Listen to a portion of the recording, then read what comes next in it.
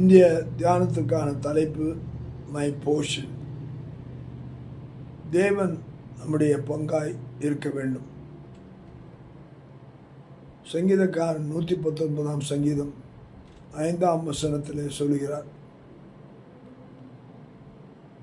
உமது பிரமாணங்களை கை கொள்ளும்படி என் நடைகளை ஸ்திரப்பட்டால் நலமாயிருக்கும்.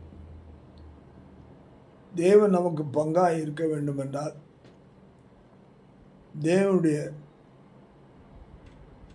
வார்த்தைகளிலே கேட்பது மட்டுமல்ல, அதன்படி நடக்கும்போது நம்முடைய நடைகள் இயேசுவை போல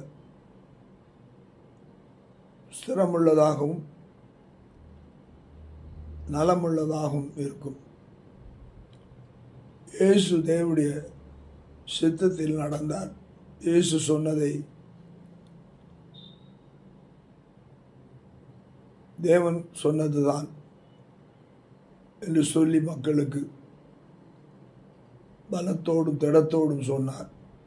வல்லமை புறப்பட்டது, மக்கள் விடுவிக்கப்பட்டார்கள். இயேசுவின் வார்த்தையிலே நாம் நடக்கும்போது, இயேசுவின் வார்த்தையிலே நாம் சிறப்படும்போது இயேசுவின் பங்காக நாம் மாறிவிடுகிறோம். அவர் நம்முடைய பங்காய் மாறும்போது அவர் செய்ததெல்லாம் நாம் செய்வோம்.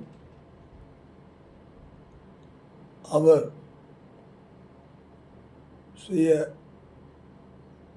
பலத்த காரியங்களை நாமும் செய்ய தேவன் நமக்கு கிருபை செய்கிறார்.